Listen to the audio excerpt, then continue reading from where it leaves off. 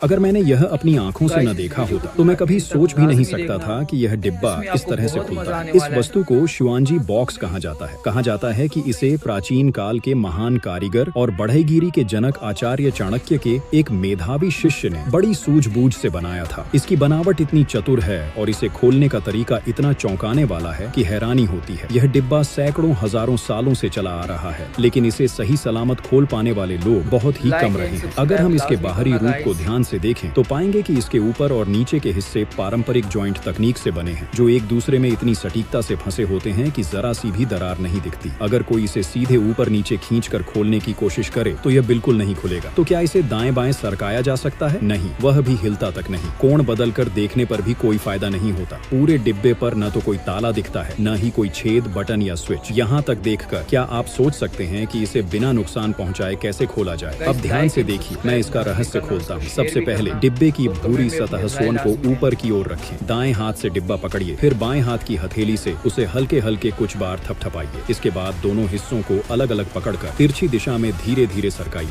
देखिए, डिब्बा खुल गया। अब सवाल है, इसका सिद्धांत क्या है? असली रहस्य यहीं छिपा है। डिब्बे के दोनों हिस्सों में एक गहरा और एक उथला छेद होता है और लाल हिस्से के छेद में एक छोटी सी लोहे की गोली लगी होती है। आइए उसे निकाल कर देखें। असल में जब यह गोली भूरी सतह की ओर होती है तो वह बाहर की ओर उभर आती है और डिब्बे को खुलने से रोक देती है। अगर हमें डिब्बे को दोबारा बंद करना हो तो बस उस गोली को लाल हिस्से के गहरे छेद में डाल दें, फिर भूरी सतह को सही जगह पर रखते हुए तिरछे तरीके से अंदर सरकाएं। इसके बाद डिब्बे को पलटकर हथेली पर हल्के हल्के थपथपाएं। जब गोली उथले छेद में गिर जाती है तो डिब्बा फिर से लॉक हो जाता है।